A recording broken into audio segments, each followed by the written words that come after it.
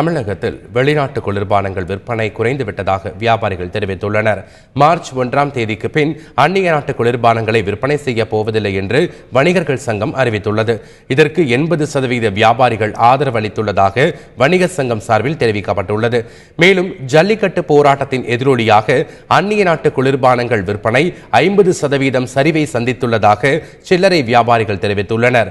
அது மட்டுமின்றி ஐடி நிறுவன ஊழியர்களும் உள்நாட்டு குளிர்பானங்களை வாங்கிச் செல்வதாக அவர்கள் தெரிவித்துள்ளனர். மார்ச் 1ஆம் தேதியிலிருந்து இது மாதிரி நீங்கள் கோகோ கோலா விற்கக்கூடாதுன்னு சொல்லிட்டு ஒரு அறிவிப்பு பண்ணியிருக்காங்க.